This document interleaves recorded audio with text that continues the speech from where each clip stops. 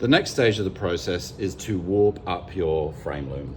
And if we have a look at the worked examples to show us what that is going to look like, you will remember that we have done all our measuring, we have attached our battens, and we have created the tooth and groove pattern at the top and the bottom.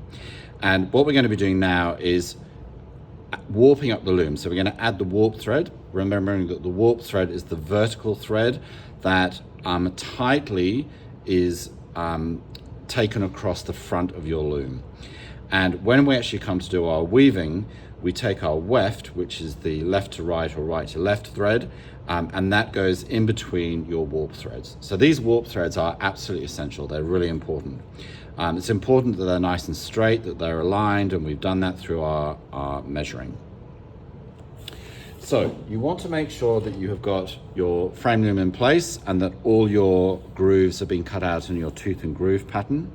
And you want to make sure you've got about 8 meters of warp available.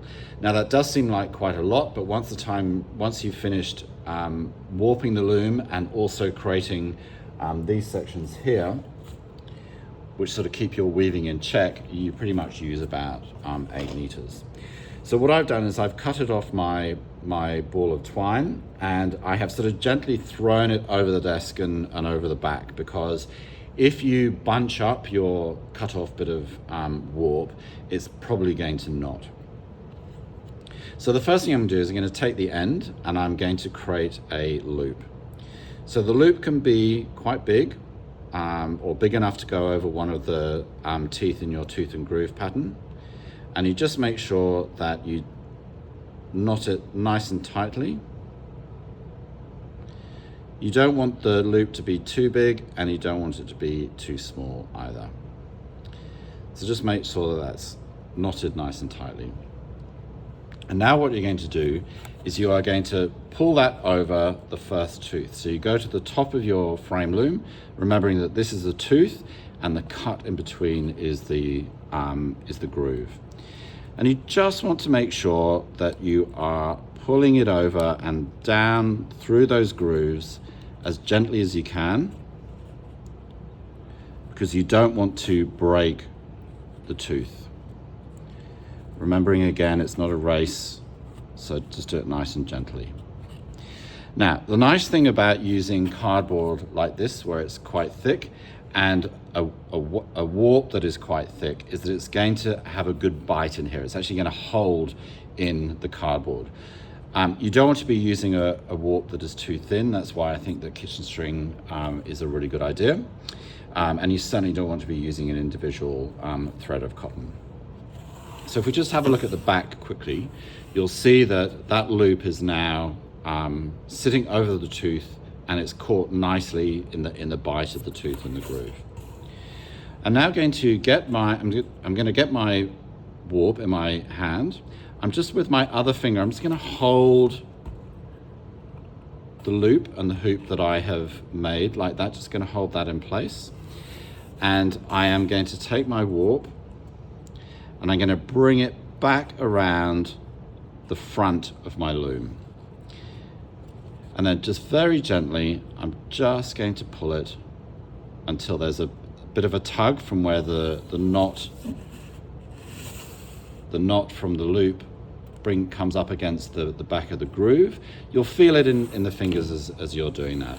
And that is just giving it a little bit of tightness and a bit of a fix. Then what I'm going to do is bring this down the front, keeping it quite tight, quite taut. And I'm going to pull this down through the first groove at the other end. And at this point, let's just have a think about the tautness or the tightness of your warp. If you pull it too tight, your frame loom is going to be in danger of actually bending in on itself, and that is going to make it pretty much useless. So what you want to be doing here is just sort of using your intuition and just making sure that it's got a good bit of tightness in it. I think that this can probably become a little bit tighter, so I'm just going to pull it a bit more. You also want to be conscious that you're not pulling it through up at the top here. Now, the next part of this is you actually bring your warp around the back of this tooth here and up through this groove. What you don't do is pull it up round the back of your loom and over the front again, okay? So just to reiterate there, you're now bringing it back underneath this first tooth and up through the second groove. Nice and gently, like so. And then you bring that up the front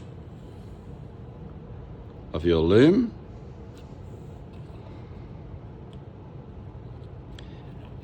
and back through the front of the second groove, making sure that it's quite nice and taut.